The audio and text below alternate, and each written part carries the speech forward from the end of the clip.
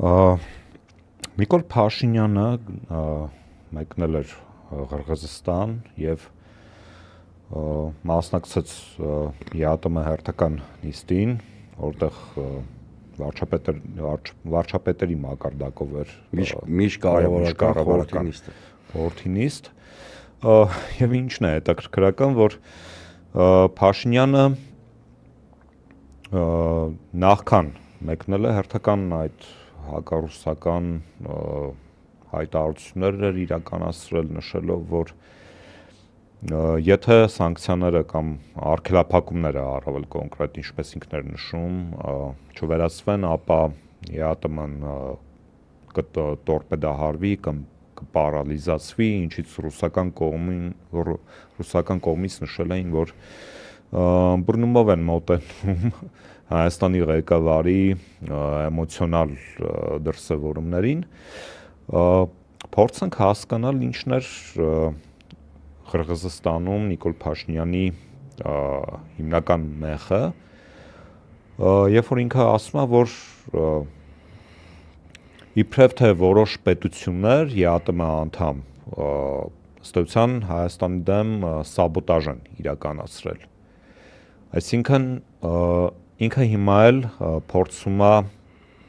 հայ-ռուսական հարաբերությունների լարվածությունը, որը որ կա,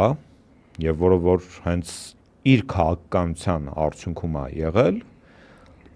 նա փորձում է հերթական անգամ գցել ուրիշների գրպանը։ Տես Դավիթ ջան, ուրեմն Նիկոլ Փաշինյանը շարունակում է չհասկանալ կամ պատկերացում չկազմել այն ամեն ինչ, ինչի կոչվում աշխարհաքաղաքականություն կամ արտաքին հարաբերություններ առհասարակ։ Առաջին ֆունդամենտալ սխալը Նիկոլ Փաշինյանի, ինքը չի պատկերացնում, որ կոնֆրոնտացիոն մոդելներով մեր նման սուբյեկտություն ունեցող երկիրները արտաքին քաղաքականության մեջ շոշափելի արդյունքներ չեն կարող ունենալ, ու ճիշտ հակառակը դա բերելու է կոլապսի։ Ես ավելին հասամ, ներողություն ընդհատելու համար Սուրճ ջան, երբ որ 2018-ին այդ չարաբաստիկ իշխանազավթումը եղավ, ազգակործան պատվասը ինչ էր ասում, ասում էր, որ աշխարհը պետք է հաշվի նստի Հայաստանում տեղ ունեցած իրադարձությունների հետ, այսինքն ինքը 2018-ի այդ չարաբաստիկ հեղափոխություն ասվածը ուզում էր վաճառել, ուզում էր ծախել դրսի վրա։ Հիմա տեսեք, հետո էլի ամբարտավանություն ունեցա, ես ավելի պրակտիկ տեղ եմ ուզում հասնեմ։ Երբ որ պատերազմից ընդամենը օրեր առաջ սպառնաց մի հատ հայտարարություն անել, որը ցնցումներ առաջացնելու Բաքվում, որը որ չարեց։ Չէր կարող արդեն անել, բայց դա ավելի լավ բովանդակությունն հնչեցներ, քան տենց ամբարտավան։ Ես հիշում եմ, որ այդ օրերին խոսում էր մի եթեր չգնացած հարցազրույցի մասին համերգով, որ պետքա լիներ, կարծեմ պատերազմի մեկնարկից մի օր երկու օր առաջ։ Հենց այդ օրը, Կիրակի օրը պետք է լիներ, չէ, ինքը հինգշաբթի ազդարարեց, որ Կիրակի օրը լինելու է մի հատ հարցազրույց, Կիրակի օրը ունեցանք ցավոք սրտի պատերազմ, ու այդ հարցազրույցում, եթե հիշողությունս ինձ չի դավաճանում, պետքա իր ասած այդ աշխարհացունց բացահայտումները բնականաբար ոչ մի հեղափոխություն Ադրբեջանում չէր լինելու այդ հայտարարությունից, որտեղ Նիկոլ Փաշինյանը կորցրել էր իրականության զգացումը եւ փորձում էր շանտաժ անել Ադրբեջանին կամ մատ թափ տալ, դա ինչով վերջացավ տեսանք։ Հիմա նույնը փորձում է անել օբյեկտիվորեն Ռուսաստանը տասնապատիկ կամ հարյուրապատիկ ավելի ազդեցիկ մեծ սուբյեկտություն ունի, քան Ադրբեջանը։ Բնականաբար։ Եվ պատկերացրեք այս հոխորտանքը եւ շանտաժի քաղաքականությունը ինչա բերելու։ Եթե այն ժամանակ այդ 18-20 թվերի ամբարտավանության եւ արկածախնդրության գինը դարձավ Արցախի կորուստը կամ ոչնչացումը, այս անգամ կոնին դրված է խաղադրույք որպես Հայաստանի Հանրապետության ճակատագիրը։ Սա մեկ։ Երկրորդը Նիկոլ Փաշինյանը չի հասկացել, որ հայ-ռուսական հարաբերությունները ասիմետրիկ են, իսկ ասիմետրիայի պայմաններում հակադրությունից տուժում առավելապես թույլ կողմը կամ խոցելի համակարգը, առավել շատ, քան ասենք այս դեպքում Ռուսաստանը, որի ներազդեցության գործիքները Հայաստանի վրա չափազանց մեծ են, սկսած այն սանկցիոն ռեժիմից, որ հիմա մենք տեսնում ենք, բայց այնտեղ կա նաև գազի խնդիր, այնտեղ կա նաև տրանսֆերտների խնդիր, այնտեղ կա Ռուսաստանում գոյություն ունեցող կամ գործող շատ մեծ հայկական համայնքի հնարավոր խոչընդոտների խնդիր եւ այլն եւ այլն։ Սա երկու։ Երրորդը Նիկոլ Փաշինյանին մեջ շատ պարզ հարց են տվել, ընդ որում այդ հարցը իր ամոթ հնչեցրել են այս տարվա ապրիլի 1-ից Պուտին Փաշինյան հանդիպման այն հրապարակային հատվածից։ Ասել են հարակվել։ Ինքը իզուրա այդ հարակվեն այդ հարցի տեխնիկական ձևակերպումն է։ Իրան ասել են եղբայր, մենք քեզ բարեկամաբար ենք վերաբերում ձեր ժողովրդին նույնպես, բայց այլևս չենք հանդուրժելու երկու աթոռի վրա խաղալու մարտավարությունը շատ հստակ է։ Այո, շատ հստակ են ասել, ժամանակակից աշխարհի պայմաններում էլ դա շատ իրատեսական կամ լեգիտիմ պահանջ է, որտեղ գիտեք աշխարհակահաղական իրավիճակում, այո, աշխարհակահաղական կենտրոնների յուրաքանչյուրը թույլ չեն տալիս անգամ իրենց ազդեցության տակ գտնվող թույլ երկրների քաղաքականության դիվերսիֆիկացիա ելույթ մնաց ստրատեգիական կողմնորոշման։ Եվ հենց այս համատեքստում է Նիկոլ Փաշինյանի հերթական ամենամեծ վնասներից մեկը, որ նա տվել է Հայաստանի Հանրապետությանը կամ հայ ժողովրդին։ Նիկոլ Փաշինյանը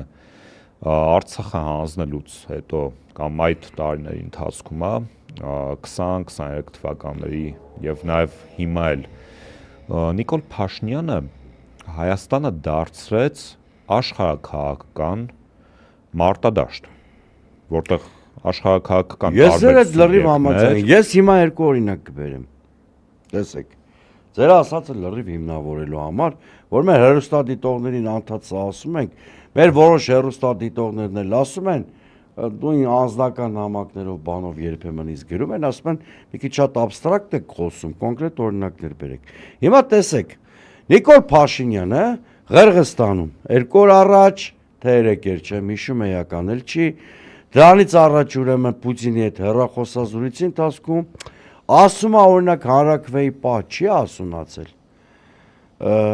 Ինչ եք մեզ պահանջում, մեզնից պահանջում հանրաքվե, երբ որ այն մի այլընտրանքը հələ չի ձևավորվել, չէ՞, տենց մոտավորապես բայց Հայաստանում էին օրենք ընդունել։ Նման այ ախպեր, բայց օրենք ինչ ես ընդունել։ Այսինքն դու օրենք ես ընդունում, որը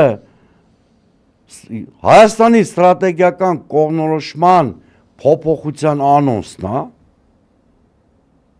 հետո ուրիշի վրա մունատ ես գալի, որ քո քայլերում տեսել են ստրատեգիական կուրսի փոփոխության նշան։ Ախր գիտեք ինչա, չի կարելի քայլ անել առանց մտածելու դրա հետևանքների։ Իհարկե ես մտածում եմ, որ Նիկոլ Փաշինյանը միտումնավորել գնում է ստրատեգիական կուրսի փոփոխությանը, բնականաբար։ Բայց քանի որ այդ այլընտրանք իսկապես չկա, ինքը հիմա մուրում է սանկցիաների թուլացում։ Եվ անդադ հանդիպում է շատ կոշտ արձագանքի։ Երկրորդը, հիշում եք, չէ՞, խաչակրած արշավանք էր նոյեմբերի 9-ի եռակողմ հայտարարության 9-րդ կետի դեմ, որը էլի ինչ-որ մասամբ մեր իրավազորությունը սահմանափակում էր, բայց չարյաց փոքրագույնն էր, եթե թրիպի կարգավորումների հետ ենք համեմատում։ Համաձայն եմ։ Այս արկածախնդիր շարլատաները հակամիջանցքային, հակառուսական sense խրոխտ ռետորաբանությամբ, ինքնիշխանության, այո, այդ նոյեմբերի 9-ի էջը փակեցին, դրանով նաև կործանելով Արցախ, այսինքն Արցախի կործանումով փակեցին կարգավորման նոյեմբերի 9-ի համատեքստը, ճիշտ է, դրանով են չէ արդարացնում Արցախի կործանումը։ Բերեցին մի հատ թրիպ, որը հերիք չի այդ Սյունիքով անցնող ճանապարհի ավելի վատ կարգավորումներ առաջարկում։ Օրինակ նոյեմբերի 9-ի այն ռուսական վարկածում back office, front office հասկացություններ չկար, որը իրավազորության ինքնիշխանության էական սահմանափակում է։ Շորընկերության ձևավորման մասին ակնարկ անգամ չկար, որտեղ 74%-ը պիտի ռուսներին պատկանար, եւ ամենակարևորը նոյեմբերի 9-ի այդ մեր համար անհաջող 9-րդ կետը կոմպենսացվում էր այն հանգամանքով, որ կա հայկական Արցախ եւ դրան կապող արդեն դասական Լաչինի միջանցք։ Այս մարդիկ հենց քո նշած տրամաբանության շրջանակներում որոշեցին զոհաբերել վերջնականորեն Արցախը։ Հիմա դա էլ է ստրատեգիական կուրսի փոփոխության նշան, չէ՞։ Այս միտն էլ ասեմ շարունակենք։ Այսինքն դու գնացել ես Վաշինգտոնում Թրամփի բարձր հովանու ներքո ըստ էության քայլ ես կատարել շրջադարձային քայլ երկրի ստրատեգիական կուրսը փոխելու ուղղությամբ, դեռ Թրամփը դրա մասին է։ Բացի Նիկոլ Փաշինյանից ու իր թիմից, աշխարհի բոլոր մայրաքաղաքներում Թրամփը առաջին հերթին աշխարհակաղակական պրոյեկտ են համարում, հետո նաև տնտեսական։ Այո, դա առաջին հերթին հենց աշխարհակաղակական Ադրբեջանի եւ Թուրքիայի համար դա ըստ էության Թուրանական միջանցքա կամ Զանգեզուրի միջանցքա։ Արևմուտքի երկրների համար դա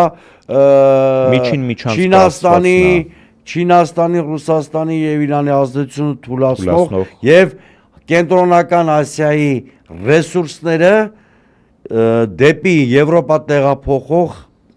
միջին միջանցք, այո, միայն Հայաստանի իշխանությունն է մեր գլուխը հարթուկում, որ տնտեսական պրոյեկտ էլ ասում են, բանից պարզվեց մինչև 2036 թիվը Միացյալ Նահանգներին $400 միլիոն ընդամենը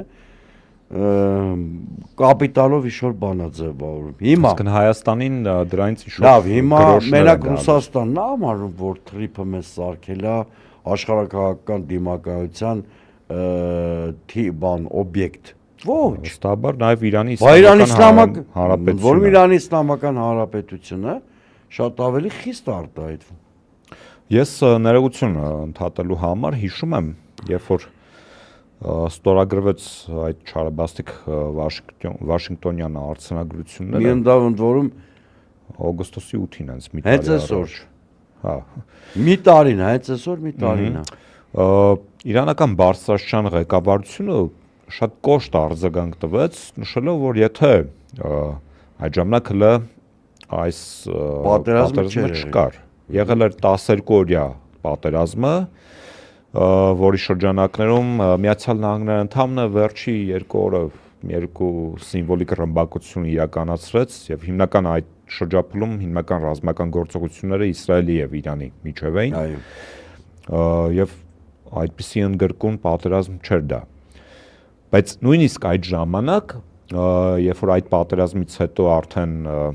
օգոստոսի 8-ին Վաշինգտոնում մեկնարկտրվեց այդ թրիփ ասվածին, Իրանի Իսլամական Հանրապետության բարձրագույն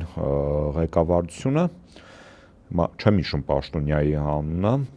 այս պահին նշեցին, որ դա կդառնա ամերիկացի զինվորների, այո, վիլայեթին գերեզման եւ վիլայեթին իրենց առաջին դեմքերից է իրանական էլիտայի Լարեջանին էլ լուսահոգի դեպի կարգի հայտարարություն եւ նշեցին, որ դա կդառնա ամերիկացիների գերեզման։ Նորից եմ նշում, այս պատերազմը դեռ չէր եղել։ Այսինքն ամերիկացիները ու իսրայելցիները դեռ Այաթոլլա Ալի Խամենեին եւ նրա ընտանիքի բազմաթիվ անդամների չէին ոչնչացրել, հազարավոր իրանցիների չէին սպանել, հարյուրավոր երեխաների չէին սպանել, բայց պատկերացնում եք հիմա ինչ կլինի Իրանի արձագանքը, եթե ասված մի արսը ամերիկացի զինվոր ստեղ լինի։ Իհարկե պատկերացնում եմ